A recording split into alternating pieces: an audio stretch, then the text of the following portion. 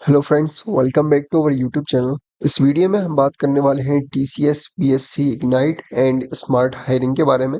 तो क्या इसका एलिजिबिलिटी क्राइटेरिया है, क्या इसका टेस्ट पैटर्न है, क्या हायरिंग कैटेगरीज है, और सबसे इम्पोर्टेंट कि किस तरीके से आपको इसका रजिस्ट्रेशन फॉर्म जो है वो फिल करना है, कैसे आपको इसके लिए अप्लाई करना है। ये सारी चीज़ें हम इस वीडियो में डिस्कस करने वाले हैं, तो वीडियो को लास्ट तक ज़रूर देखना विदाउट स्किप। सो इसके एलिजिबिलिटी क्राइटेरिया से पहले हम इसका लास्ट डेट देख लेते हैं अप्लाई करने का। तो यहाँ पे आप देख सकते हैं registration end date is Thursday 10 October 2024। तो यानी कि आपके पास करीब 2-3 दिन ही है इसके लिए अप्लाई करने के लिए, और जो टेस्ट डेट है वो इसका है 15 अक्टूबर 2024। सो इनकेस अगर आप ये वीडियो देख रहे हैं 10 अक्टूबर के बाद, तो आप चाहें तो वीडियो को छोड़ सकते हैं, लेकिन अगर आप ये वीडियो 10 अक्टूबर तक देख रहे हैं, 9 को या 10 अक्टूबर को भी, तो फिर हम आगे कंटिन्यू करते हैं। अब हम बात करते हैं इसके एलिजिबिलिटी क्राइटेरिया के बारे में। सो यहाँ पे मैंने नीचे स्क्रॉल कर लिया और यहाँ पे देखो मैं eligibility criteria for TCS, BSc, ignite and smart hiring for 2020 batch of 2024। तो यहाँ पे आप देख सकते हैं कोर्स एंड डिसिप्लिन में full time graduates from BSc, BCA, IT, computer science, maths, data science, statistics, physics, chemistry, electronics, cyber security, biochemistry. So यानी कि अगर आपने बीसीए करा हो या फिर अगर आपने बीएससी करा हो, इन सारी ब्रांचेस के अंदर IT, computer science, math, data science, ये जितनी भी यहाँ पे आपको लिखी दिख रही हैं, उन ब्रांचेस के अंदर अगर आपने अपनी बीएससी कंप्लीट कर रखी है, तो आप इसके लिए अप्लाई कर सकते हैं। या फिर आपने ये बीवीओसी कंप्लीट कर रखी हो अपनी सीएसआईटी में, from the batch of 2024 are eligible. यानी कि अगर आपने बीएससी करा हो या बीसीए करा हो या फिर बीवीओसी करा हो इन ब्रांचेस के अंदर, और 2024 में आप अपनी ग्रेजुएशन कंप्लीट करने वाले हो या फिर कर चुके हो 2024 में, लास्ट सेमेस्टर में हो आप, तो आप इसके लिए अप्लाई कर सकते हैं। लेकिन थोड़ा सा परसेंटेज क्राइटेरिया भी है, तो यहाँ पे आप वो भी देख सकते हैं।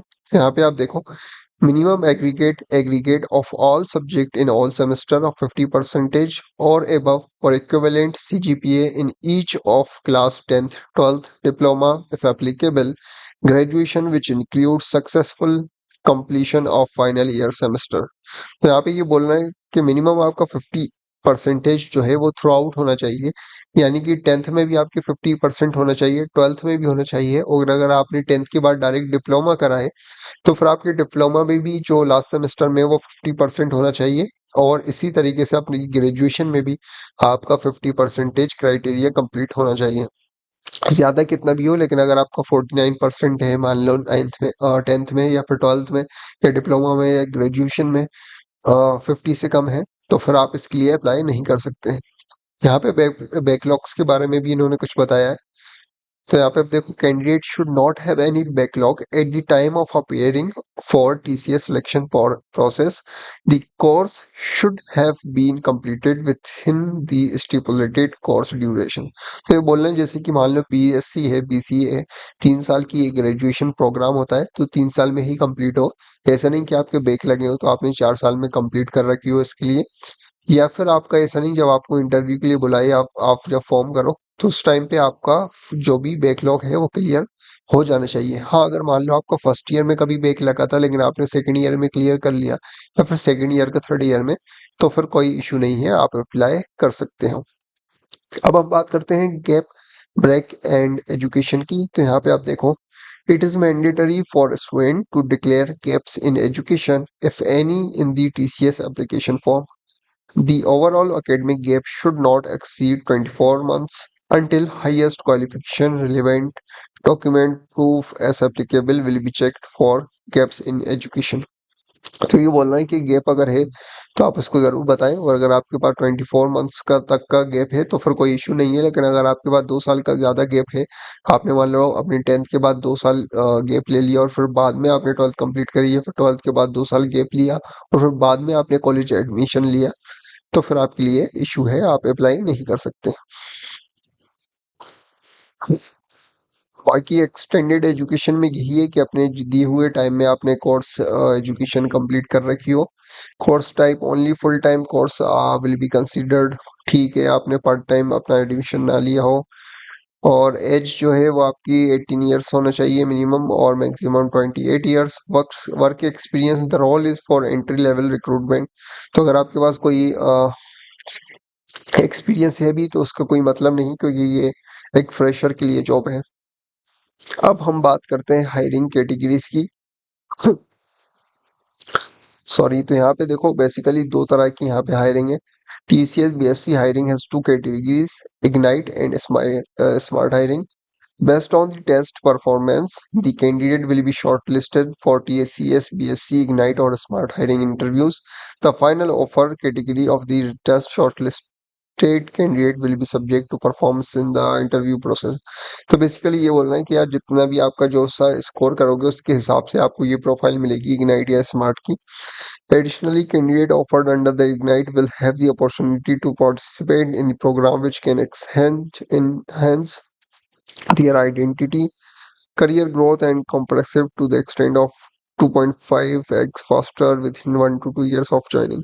तो बेसिकली ये बोल रहा है अगर आप टीसीएस इग्नाइट में सिलेक्शन हो जाते हैं तो फिर आपकी जो पोस्ट ग्रेजुएशन है या फिर और भी जो प्रोग्राम्स है उसकी जिम्मेदारी टीसीएस लेगी, और आपके जो करियर में बूस्ट दिलाने में बहुत ज़्यादा हेल्पफुल रहेगा आपका ये टीसीएस इग्नाइट में, अगर आपका सिलेक्शन हो जाता है तो। अब बाकी ये कुछ क्वेश्चन है फैक्ट्स, तो वहाँ पे आप वो देख सकते हैं। बाकी अब हम ये देखते हैं कि फॉर्म कैसे फिल करना है, और फिर हम बाद में बात करेंगे कि आपका टेस्ट पैटर्न क्या है। टेस्ट कब होगा वो तो बता ही दिया हमने, 15 अक्टूबर को आपको टेस्ट है। बाकी टेस्ट पैटर्न के लिए मैं एक ऑलरेडी वीडियो बना चुका हूँ, तो उसको एक बार देख लेना। उसका थंबनेल आपको शायद स्क्रीन पर दिख रहा होगा, और लिंक जो है वो डिस्क्रिप्शन बॉक्स में मिल जाएगी। बाकी फिर भी अगर सिर्फ ऊपर ऊपर से टेस्ट पैटर्न देखना हो कि किस सेक्शन में कौन कौन से सेक्शंस होते हैं इसके एग्जाम में, तो वो यहाँ पे इन्होंने बताए। चार यहाँ पे सेक्शन आपको दिख रहे हैं, न्यूमेरिकल एबिलिटी, वर्बल रीजनिंग और कोडिंग जो है वो ऑप्शनल रहेगा। बाकी किस सेक्शन में कितने मार्क्स का आता है, क्या टॉपिक्स हैं जो कि ज़्यादा इंपॉर्टेंट है, इन सब पे वीडियो बनाए। तो फिर आपको और ज़्यादा नॉलेज चाहिए, आप फॉर्म फिल कर रहे हैं तो एक बार वो वीडियो भी देख लेना। अब हम आते हैं कि इसका रजिस्ट्रेशन जो फॉर्म है आपको वो कैसे फिल करना है।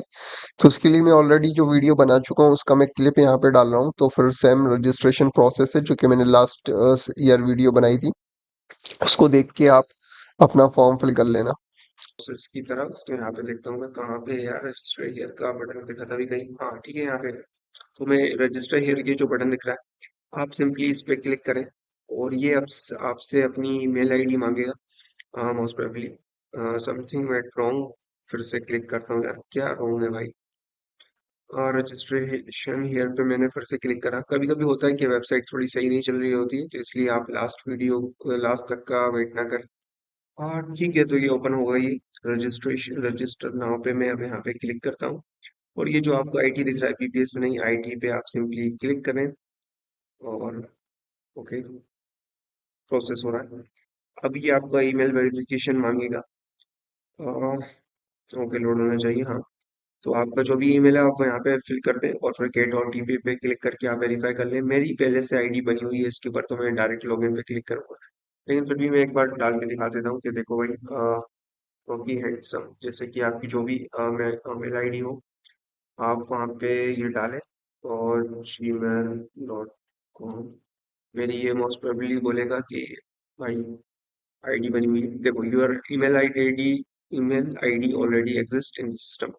आपके लिए ऐसा नहीं बताएगा, और अगर बताए तो आप डिफरेंट मेल आईडी से ट्राई कर सकते हैं, क्योंकि आपने हो सकता है पहले भी कभी अप्लाई करा हो इस जॉब के लिए या फिर इस पोर्टल पे किसी और जॉब के लिए। खैर मेरे केस में ऐसा नहीं, और फिर गेट ओटीपी पे क्लिक करके आप वेरीफाई कर लीजिएगा। अभी मैं लॉगिन पे क्लिक करता हूँ, और मैं अपनी सीधी सिंपल अपनी मेल आईडी डालता हूँ जो कि है Rocky handsome 124u@gmail.com। Now MH2 sorry 21 at 66 यही है ना, हाँ ठीक है। नेक्स्ट पे क्लिक करता हूँ, और ओटीपी आ चुकी है मेरे अकाउंट में, तो मैं सिंपली ओटीपी देख लेता हूँ अपनी। ठीक है, ये आ चुकी है मेरे मोबाइल पे, मैंने ओटीपी देख ली है। अब मैं फिल कर देता हूँ जल्दी से। H3UX, बड़ी खतरनाक ओटीपी है, 9HB। तो आप भी ऐसे ही अपनी ओटीपी डाल के लॉगिन कर लें। अब कुछ इस तरीके का होम पेज आपके लिए खुल जाएगा, या फिर नहीं खुले तो आप यहाँ पे होम पे जाके इस तरीके का पेज पा लेंगे। नेट मेरा थोड़ा सा स्लो है, उसके लिए माफी चाहूंगा। अब आप सिंपली आपको क्लिक करना है एप्लीकेशन फॉर्म पे और अपना फॉर्म फिल करेंगे।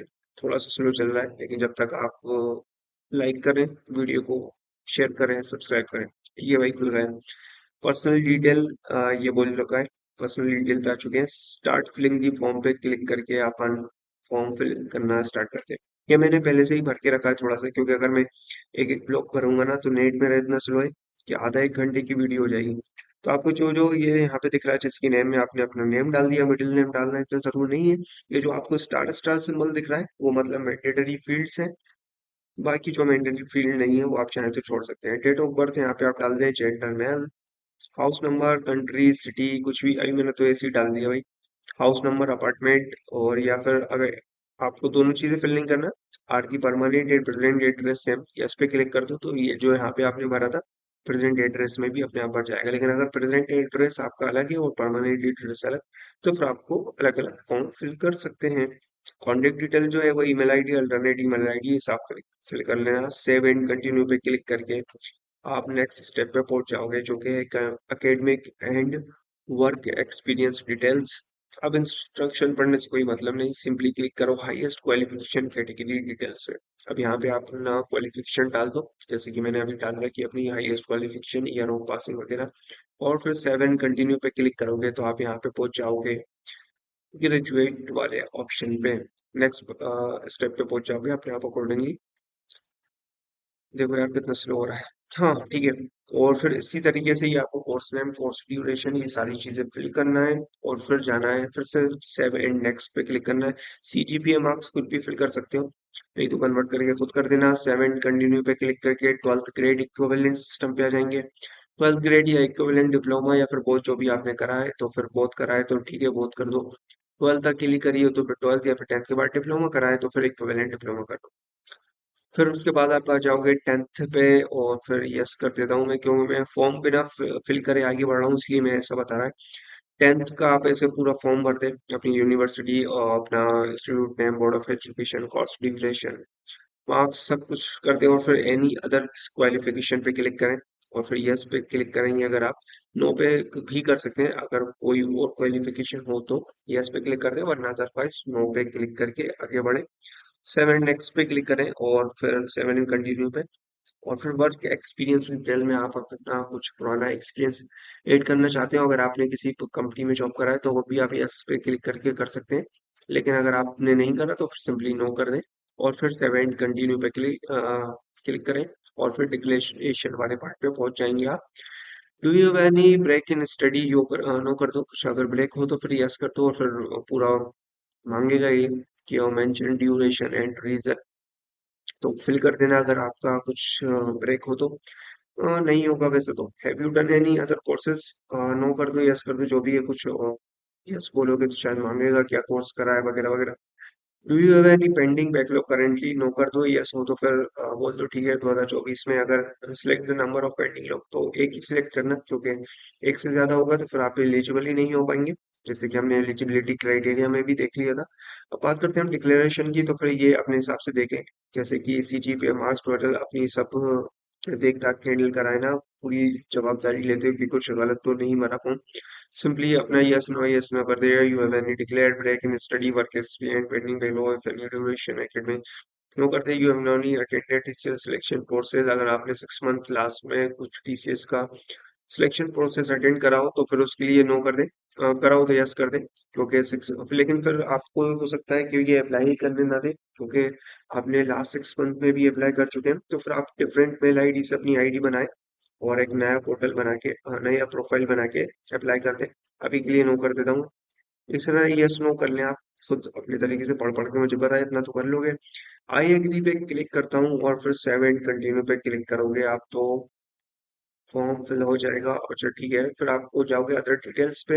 यहाँ पे आपको आधार कार्ड वाला डिटेल जो है फिल करना है। नेशनलिटी एंड लैंग्वेज वाला फिल करना है। सेव एंड कंटिन्यू पे क्लिक करके आप रेफरेंसेस पे पहुंच जाओगे।